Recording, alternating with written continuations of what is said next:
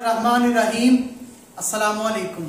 सबसे पहले दुरूद पाक अल्लाहुम्मा सल्ली अला मुहम्मदिन व अला आलि मुहम्मदिन व बारिक वसल्लिम। आज हम आपको एक बहुत ही प्यारी बात बताएंगे जिसका जानना हम सब के लिए बहुत ज़रूरी है, और वो बात है कि हमें खून डोनेट करना चाहिए या नहीं।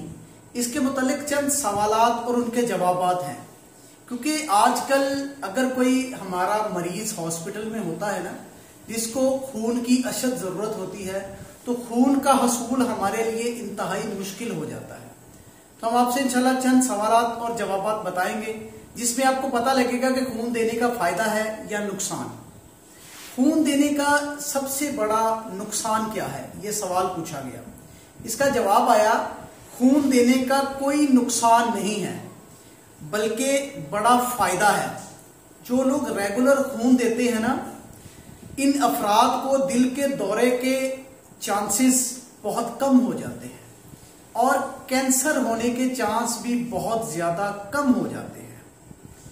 और जो दूसरे लोग होते हैं ना, उनके मुकाबले में ये 95% तंदुरुस्त और तवाना रहते हैं।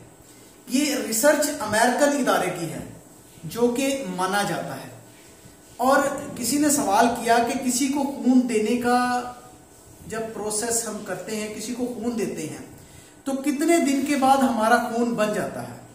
उसका जवाब ये है कि खून अतिया करने के 3 दिन बाद, सिर्फ 3 दिन बाद खून की कमी पूरी हो जाती है, जबकि 5 या 6 दिनों में खून के मुकम्मल खलियात बनकर ताज़ा रगों में दौड़ने लगते हैं। यानी कि 3 दिन बाद खून की कमी पूरी हो जाती है और ये 5 या 6 दिन बाद हमारा खून पूरा हो जाता है। अच्छा, फिर सवाल आया कि पुराना खून ज्यादा ताकतवर होता है या नया बनने वाला। उसका जवाब ये है, नया बनने वाला खून पुराने की निस्बत ज्यादा फ्रेश और ताकतवर होता है। पूछा गया खून देने का फायदा क्या है, तो जवाब उसका ये है कि खून देने का सबसे बड़ा फायदा ये है कि एक ये सदका जारिया है जो कयामत तक नस्ल दर नस्ल आपके लिए सवाब का बाइस बनता है। इसका दूसरा फायदा खून में आयरन की मिकदार को बैलेंस रखना है। खून में आयरन की मिकदार बाज़-औक़ात कम या ज्यादा हो जाती है, तो खून देने के बाद इसकी मिकदार बराबर हो जाती है। और सबसे ज्यादा इसका फायदा ये है कि जब आप खून दे के बाहर आते हैं ना, उसके कुछ घंटे के बाद अपने आप को फ्रेश और ताज़ा महसूस करते हैं, जैसे आपको एक नई जिंदगी मिली है। सवाल आया कि जो इंसान जवान है वो 1 साल में कितनी बार खून दे सकता है। इसका जवाब ये है कि एक इंसान जो 17 से 50 साल के दरमियान में है और उसको कोई बीमारी नहीं है, वो साल में 2 बार ब्लड डोनेट कर सकता है और 3-3 माह बाद भी ब्लड दे सकता है। अच्छा, उसके बाद ये सवाल आया कि पाकिस्तान में कितने फीसद लोग खून देते हैं, तो जवाब इसका बड़ा ही ना अजीब सा है, खतरनाक जवाब है। जवाब है कि पाकिस्तान में सिर्फ 1 से 2% लोग रेगुलर खून देते हैं, सिर्फ 1 से 2%। और चंद अफराद ऐसे भी हैं जो किसी इमरजेंसी में खून देते हैं, जैसे उनके कुछ रिश्तेदारों को या घर में ब्लड की जरूरत पड़ गई, उन्होंने कभी ना भी दिया हो तो बादल नख्वास्ता उनको देना पड़ता है ताकि बरादरी में नाक रह जाए, इस वजह से वो ब्लड देते हैं। सवाल आया कि खून की जिंदगी कितनी है, यानी कि हमारे जिस्म में जो खून चल रहा है इसकी जिंदगी कितनी है। इसका जवाब यह है कि खून की जिंदगी 120 दिन है, यानी 4 माह।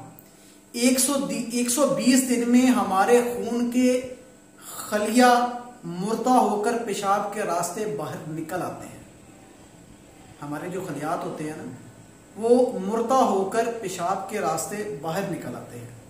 सवाल आया कि फिर हम खून देने से घबराते क्यों हैं। बड़ा ही मजेदार सवाल है, खून देने से घबराते क्यों हैं।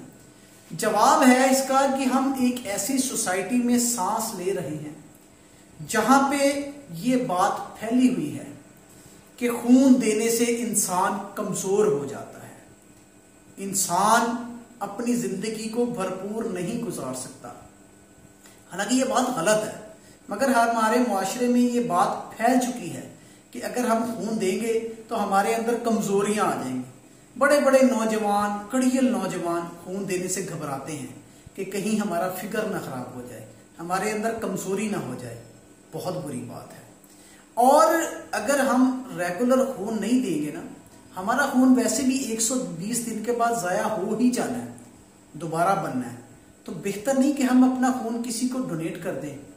और अगर हम खून किसी को देते हैं ना, तो ये याद रखें कि हमारा खून दोबारा बनता है, ये नहीं कि खून जाया हो जाता है। लिहाजा हमारे मरीज तड़पते और सिसकते रहते हैं, बिस्तरों पर जान दे देते हैं, मगर हमारे नौजवान खून देने के लिए आगे नहीं आते। खून देने का आलमी दिन है ना, वो 14 जून को मनाया जाता है। तो कोशिश करके ना उस दिन, बल्कि अगर हो सके तो आप अपने चाहने वालों की बजाय आम लोगों का भी एहसास करें।